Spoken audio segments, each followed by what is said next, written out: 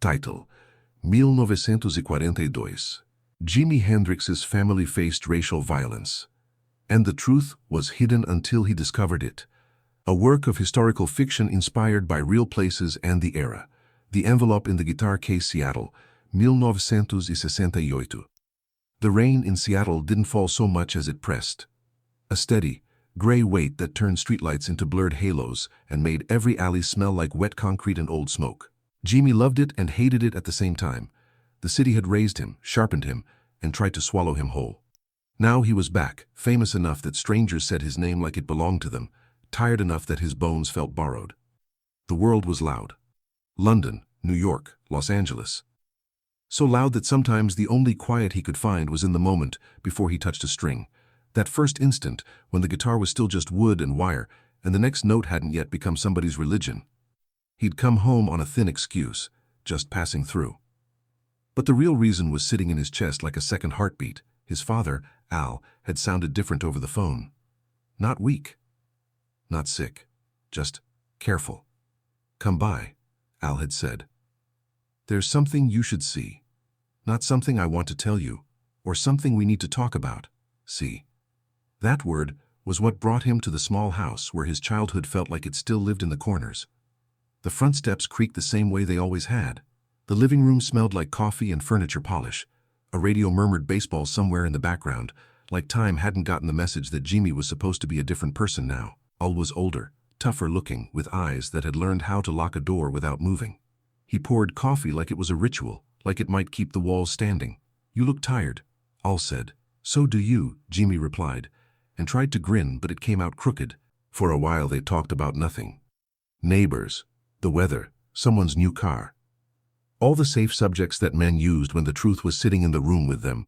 Then Al stood, walked down the hall, and returned holding a guitar case Jimi didn't recognize. It was scuffed, cheap, the kind you'd find in a pawn shop. But Al carried it like it held glass. "What's that?" Jimi asked.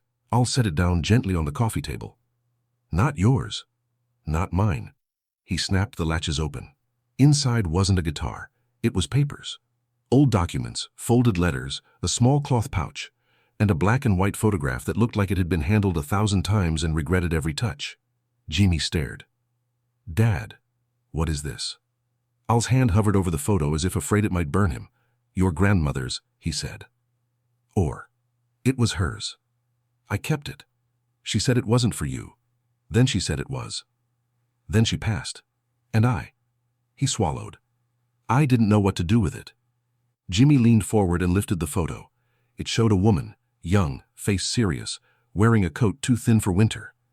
A boy beside her, maybe 8, maybe 9, stared straight into the camera with a look too old for his small frame. Behind them stood a building with a sign partly cut off. The visible letters read, Murky H. Jimi turned it over red. In faded pencil, 1942. "Don't let them make you forget." A chill ran through him, sharper than the Seattle rain. "Who are they?" Al's eyes lowered. "My mother. Your grandmother. Lucille. And that boy. That boy is me." Jimi blinked, then looked back at the photo. The boy didn't look like the father he knew, but he did. In the line of the mouth, in the stubborn shape of the chin, in the eyes that refused to ask permission to exist. "Where was this taken?" Jimi asked. Al's jaw tightened. "Not in Seattle." "Then where?" Al hesitated. The silence stretched, heavy with decisions made decades ago. Finally, he said, "Arkansas, near a little place called Mercy Hill." Jimi's fingers tightened on the photo. "Arkansas, why were you?" Al cut him off softly. "Because your grandmother thought we'd be safe there, and because the world was on fire in 1942, and black folks were expected to stand still while everything burned around us." Jimi felt something in him rise, anger, curiosity, the raw need to know what happened in Mercy Hill. Al didn't answer immediately. He reached into the guitar case and pulled out a folded letter. The paper was thin, browned at the edges, the handwriting tight like it had been written under pressure. Al slid it across to Jimi. "Read." Jimi unfolded it carefully. The top line made his throat close. "To whoever finds this after I'm gone." The letter was signed at the bottom, Lucille Hendrix. Jimi looked up. "Why didn't you ever tell me?" Al's voice cracked on the edge of control.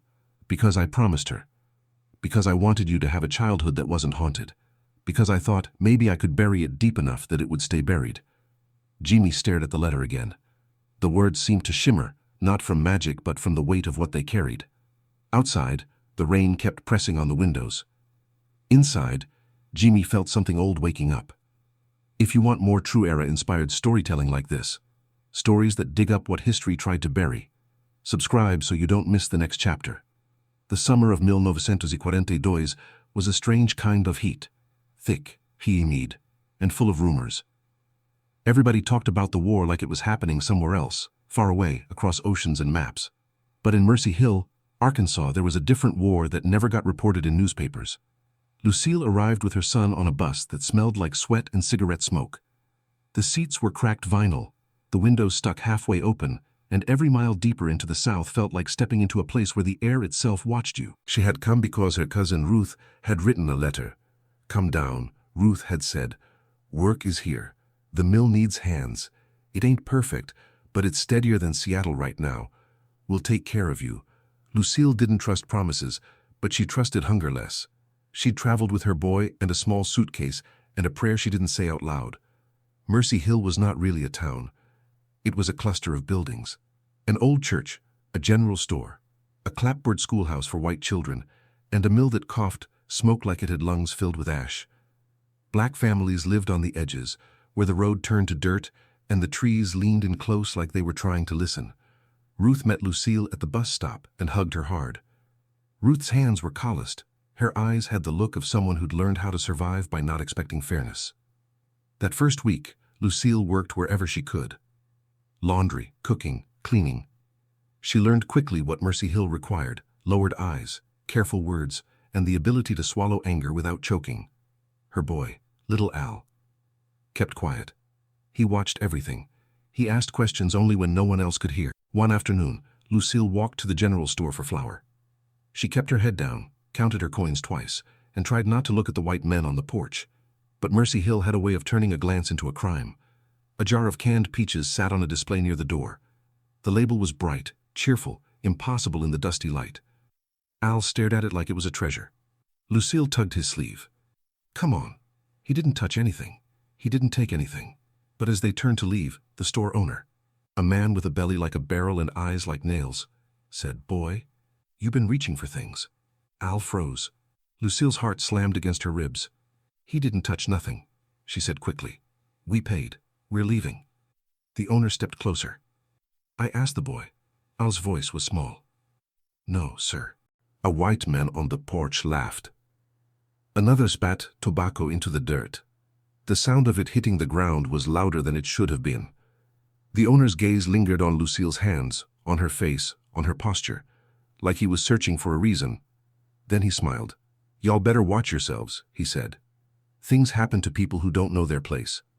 Lucille took Al's hand and walked away with her spine straight, though fear made her legs feel like water.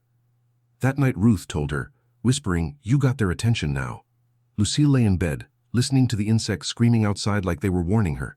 She stared at the ceiling until dawn and thought about turning around, going back. But back wasn't safe either, and the bus fare was already gone. Then came the night Mercy Hill decided to remind them what power looked like. It started with a knock on Ruth's door after midnight. Not a polite knock. A heavy, pounding demand. Ruth rose, trembling. Lucille grabbed Al and pulled him close. The door burst open before Ruth even reached it. 3 white men stood in the doorway. Not drunk. Not sloppy. Purposeful. One held a lantern that threw shadows like claws across the walls. We got a report, the tallest said, that something was stolen from the store. Ruth's voice shook. Ain't nobody stole nothing. The man's eyes swept the room, landed on Lucille. Who's she? Family, Ruth said. The man smiled like he'd been given a gift. Family can be trouble. Lucille's mouth went dry. We didn't steal anything, she said. Didn't ask you, the man replied. Al's small body pressed against her side. She could feel him breathing fast, trying not to make noise. The men stepped inside without permission. One of them kicked Ruth's chair over just because he could. Another walked toward Lucille and leaned down until his face was close to hers. You know, he said softly, Wars got everybody anxious. Folks don't like uncertainty. Makes them want to control what they can. Lucille stared straight ahead. She wouldn't give him fear. Not where he could see it. He sniffed the air, like he could smell defiance. "Where's the peaches, boy?" Al whispered, "We didn't take 'em." The man's hand shot out and grabbed Al by the collar, yanking him forward. Lucille moved without thinking. Her palm cracked across the man's cheek. One clean, desperate slap. For a second, the room went silent. Then the lantern light seemed to sharpen, and all three men looked at her like she'd just signed her own death warrant. "Now you done it," the tall one said. Ruth cried out, "Please." The first man backhanded Ruth so hard she hit the wall. Lucille pulled Al behind her. The men didn't search for stolen goods. That was never the point. They pushed furniture aside, overturned drawers, and tore through Ruth's small home like they were trying to erase the idea that black people could own anything. Outside, engines rumbled. More men. More lanterns. A crowd was gathering like a storm front. Lucille heard the word thief thrown around like a match. Then she heard another word, one that froze her blood. Example. They dragged Ruth out first. Lucille lunged, but a hand caught her arm like a clamp and twisted until pain shot up her shoulder. Al screamed. "Keep that boy quiet," someone snapped. Lucille's mind raced. She saw the porch light of the church across the road, and beyond it the line of trees. Darkness. Cover. If she could get Al out. If she could run. A sudden gunshot cracked the night. It wasn't fired at anyone. Not yet. But it was enough to make the message clear. Obey. Lucille forced herself to stop fighting.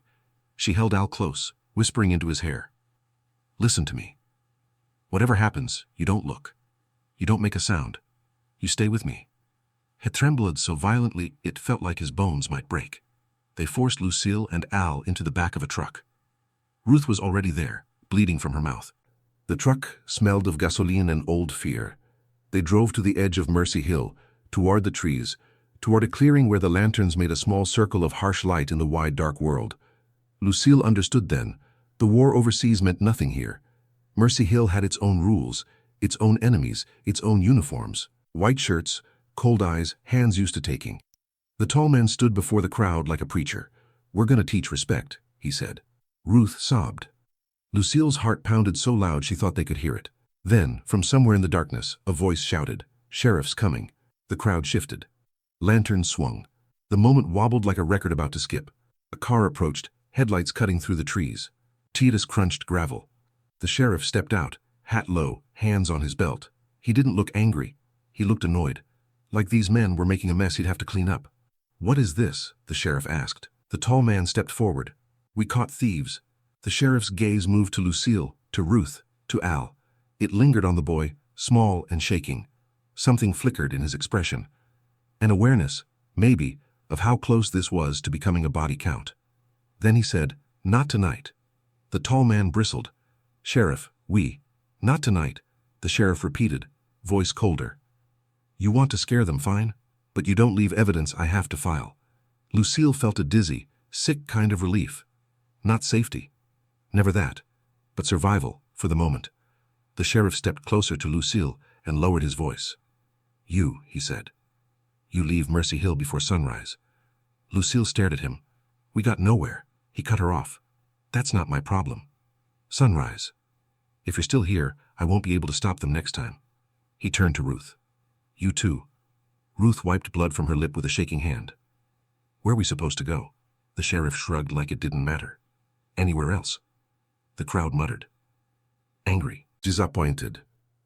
But the sheriff's presence changed the math. Tonight would not end in bodies. Tonight would end in warning. They shoved Lucille and Ruth back into the truck and dumped them at Ruth's house. The men didn't speak. They didn't need to. The message was carved into the air. Before dawn, Ruth packed what she could carry. Lucille wrapped her boy in a blanket and held him close. He didn't cry anymore. He'd gone quiet in that terrifying way children do when something inside them locks shut. Ruth led them into the woods, away from the road, away from Mercy Hill's eyes. They walked by starlight, the world damp and endless, and Lucille realized the truth that would shape the rest of their lives. You could survive the night and still lose something you'd never get back. When they finally reached the railroad tracks, Ruth stopped. "I can't go with you," she whispered. "They'll hunt me." "But your boy. If you keep moving, maybe you'll disappear." Lucille grabbed Ruth's hands. "Come." Ruth shook her head. "I'm already stuck here." They hugged hard, desperate. Then Ruth pressed something into Lucille's palm, a small cloth pouch. "What is this?" Lucille asked. "Proof," Ruth whispered. "If anybody ever pretends it didn't happen." Lucille tucked it inside her coat. Then she took her son's hand, and they walked along the tracks toward a future that would always carry Mercy Hill like a shadow. If this story is pulling you in so far, hit like. It tells me to keep writing chapters with this kind of intensity and heart.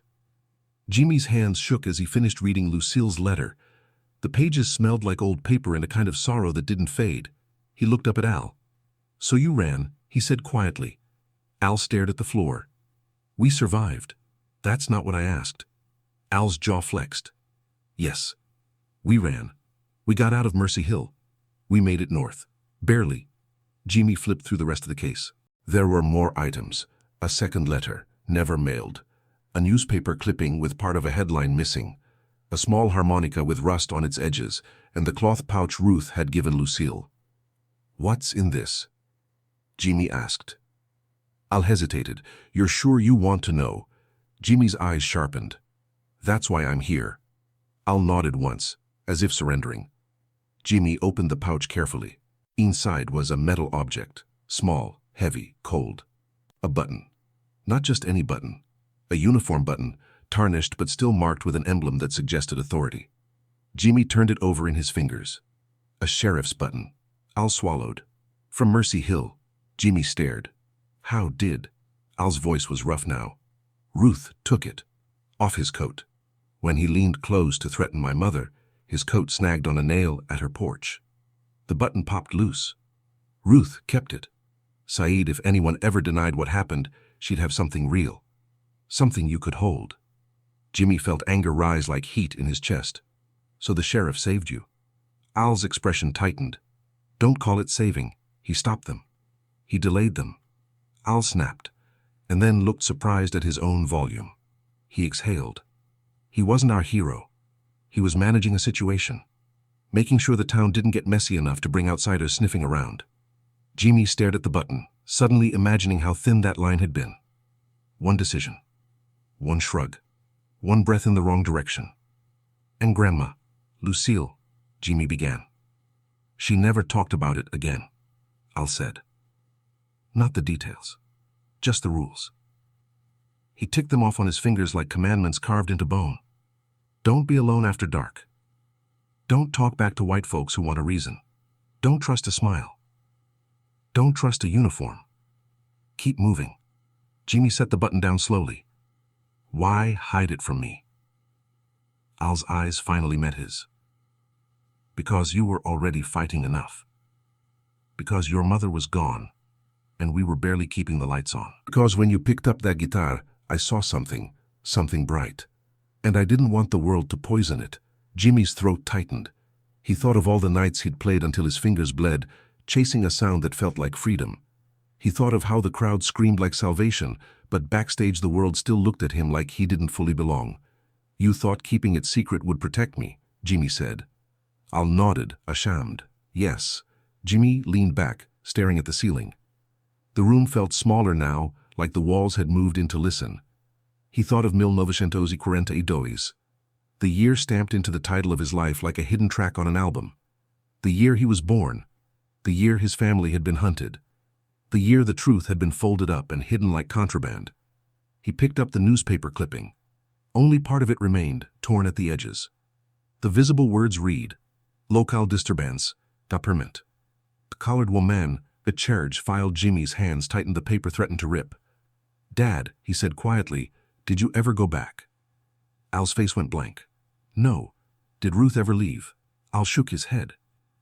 "Not that I know of." Jimi felt the decision forming in him like a chord progression finding its resolve. Dangerous. Unavoidable. "I'm going," Jimi said. Al's head snapped up. "Where?" "Mercy Hill." "No," Al said immediately. "No. You don't understand." Jimi's voice was low, steady. I understand exactly. I've been playing pain for strangers on stage for years. I didn't know the first pain I inherited had an address. Al stood, pacing like a trapped animal. You're famous. You show up in some little Arkansas town asking questions. You'll stir up things you can't put back down. Good, Jimi said, and the word surprised even him. Maybe it should be stirred. Al's eyes burned. That town doesn't care who you are. Jimi's mouth tightened. Then they'll learn. The air between them was thick with fear and love and the kind of pride that didn't know how to speak gently. Al finally stopped pacing. His shoulders slumped. If you go, he said, voice quieter, you don't go alone. Jimi nodded. I wasn't planning to. He packed the items carefully back into the case, like he was putting explosives into a box and locking it shut. That night, Jimi didn't sleep. He sat on the edge of a bed in his old room, guitar across his lap. He played softly, almost whispering into the strings. Not songs for an audience. Songs for a boy in a photograph who had been told, at 8 years old, that the world could kill him for wanting canned peaches. Songs for a woman who had slapped a man because her child mattered more than her own survival, and who had paid for that courage with a lifetime of silence. As dawn leaked into the sky, Jimi played one last chord and let it ring until it became air. Then he stood up, and the decision became real. Comment, tell me in the comments. Have you ever discovered a family truth that changed how you saw yourself? I read and pulled inspiration from your stories. Mercy Hill looked smaller in daylight than it had in the nightmares that lived in Al's eyes. Jimi arrived in a rented car that didn't fit the town. Too clean, too modern, too obviously not from around there. He wore a plain jacket, sunglasses, and a hat low, but fame has a scent. Some people can smell it the way dogs smell fear. He didn't come with an entourage. Just one friend from the road. Someone quiet, solid, who didn't ask too many questions but knew when to stand close. They parked near the general store. It was still there. The porch still held men. Different faces, same posture. The same slow confidence of people who believed the world was arranged for them. Jimi stepped out of the car, and for a moment everything paused. The porch men watched him like they were trying to decide what category he belonged in. One of them spat into the dirt. Jimi walked into the store. Inside, the air was cool and smelled like flour and tobacco and old wood. A bell above the door chimed, too cheerful for the heaviness in Jimi's chest. Behind the counter stood an older man with sharp eyes. Not the same store owner from 1942. Time had taken him, or maybe he'd simply been replaced by someone trained in the same traditions. The man looked up. Help you. Jimi pulled out the old photograph and set it on the counter. I'm looking for information, he said. The man's eyes dropped to the photo, then lifted again, wary. Ain't from here. It is, Jimi said. That sign. Mercy Hill. The man stared at the photo longer. Something in his expression tightened. He slid it back across the counter as if it carried disease. We don't keep records, he said. Jimi's voice stayed calm. I'm not asking you to. I'm asking you to tell me who remembers 1942. The man's mouth hardened. You should leave that alone. Jimi leaned forward slightly. My grandmother told me not to forget. A flicker. Fear, recognition, anger. Crossed the man's face. You trying to start trouble? Jimi's eyes sharpened behind the sunglasses. I'm trying to find the truth. The man's hand moved under the counter. Not a gun. Maybe just a reflex, a habit of reaching for power when challenged. Jimi stepped back and lifted his hands slightly, palms out. I'm not here to fight, he said. I'm here to listen. He left the store with the photo still in his pocket, feeling the porchmen's eyes on him like weights. Across the road stood the church, white paint peeling. Steps worn by decades of Sunday shoes. Jimi walked toward it, drawn by the same instinct that had always guided him to stages, the need to stand where people expected him not to stand. At the churchyard he found an older black man mowing grass, moving slow, methodical. The man stopped when he saw Jimi, leaning on the mower handle. Jimi approached carefully, respectful. Sir, he said, I'm looking for someone named Ruth. The man's gaze sharpened. Ruth who? Jimi swallowed. Ruth Carter. The mower handle creaked under the man's grip. He studied Jimi's face, the shape of his mouth, the angle of his cheekbones. As if measuring a resemblance against memory, who are you to ask that name? The man said. Jimi hesitated, then reached into his pocket and pulled out the old sheriff's button. He held it out. The man's eyes widened, just slightly. Then he looked around, quick and cautious. Not here, the man said. Follow me. He led Jimi around the side of the church, behind a line of trees that shielded them from the road. There was a small shed back there, half hidden by overgrown grass. Inside, it smelled like oil and dust. The man shut the door. Now, he said. Who are you? Jimi removed his sunglasses. His eyes were tired, but steady. My name is Jimi Hendrix, he said. My father is Al Hendrix. His mother was Lucille.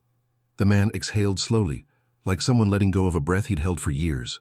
Lord, he whispered. You're Lucille's grandson. Jimi nodded. The man's name was Elias, and he spoke Ruth's name like it was both a blessing and a warning. She's alive, Elias said, but she's old.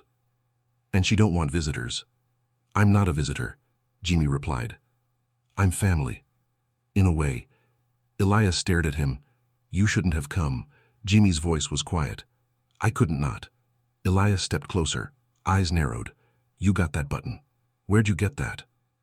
My father kept it, Jimi said. Ruth gave it to my grandmother. Elias closed his eyes for a moment. When he opened them, they were wet but fierce. So Lucille really kept going, he murmured. She really got out. Jimi felt the weight of those words. Got out. Like escape from gravity. Elias nodded once, then said, All right, I'll take you to Ruth. But you listen to me. You don't raise your voice. You don't say no names out loud. You don't act famous. Out here, famous don't protect you. Jimi nodded. I understand. They drove down roads that turned from paved to dirt, passing trees that seemed to lean closer with every mile. The air grew heavier, and Jimi realized he had been holding his breath since he arrived. At the edge of a cluster of modest houses, Elias parked near a small home with a sagging porch. Wind chimes hung by the door, silent. Elias walked up and knocked softly.